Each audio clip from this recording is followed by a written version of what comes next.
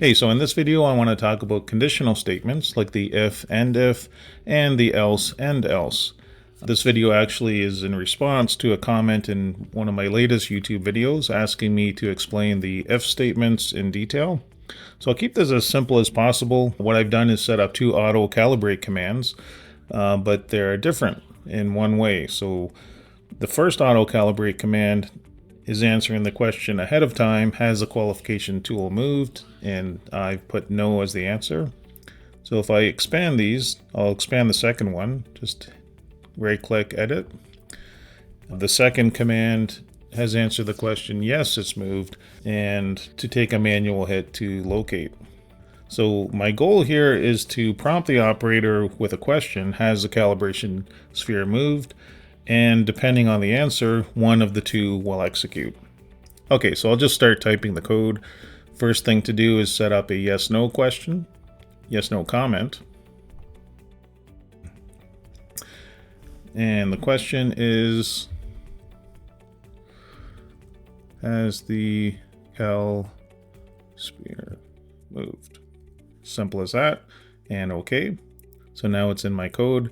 So what I need to do next is address the answer to that question in code. So what I'll do is do my first if statement. So I'm going to hit enter twice so I can type there. Type in if, hit the tab key. And where the 0 is, I'm going to put c1.input. So that means the answer to the question. 2 equal signs.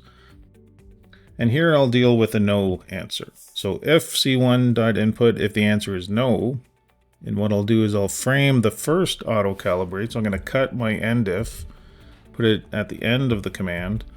So now that if and end if is framing the first auto calibrate. So the way it works is the if statement is evaluated.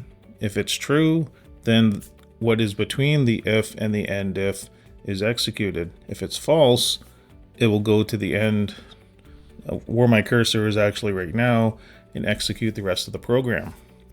So as it stands now, I can't really leave the code like this because what will happen is there's a possibility that both will get executed. So what I want to do is set up the code so that either one or the other is executed. And that's where the else statement comes in. So after the end if, immediately after, I'm going to type in else, hit the tab key, and then I'm going to cut the end else, just Control X, and paste it here. So with the else statement attached to the if statement, it will do one or the other. So in other words, if the answer is yes, it's moved, it will ignore the first one and go to the second one. Okay, so that's really it for the code.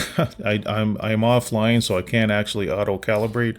So in terms of testing this, I'm just going to put in a comment just to indicate that it's working. And this will just be an operator comment. So the comment text here will just be launch autocal. So that's if the calibration sphere has not moved, we just want the CMM to go directly and start calibrating. So the second one will be if a manual hit is required. I'm just going to type in another operator comment and say take manual hit. Okay, so that's my way of simulating the CMM either moving or not moving depending on my answer to the yes/no comment. Okay, so let's test this. So there's my yes/no comment. Has the cal sphere moved? So I'll start by saying no, and you can see it's going to the first auto calibrate command, and it will do this automatically. So when I click OK, nothing else should happen. So it should skip the second one, which it has. Okay, so that was the no answer. Let's do the yes answer. Has the cal sphere moved? So I'll say yes, and when I click yes, we should see the comment pop up, take manual hit. There we go. So here we're doing either one or the other.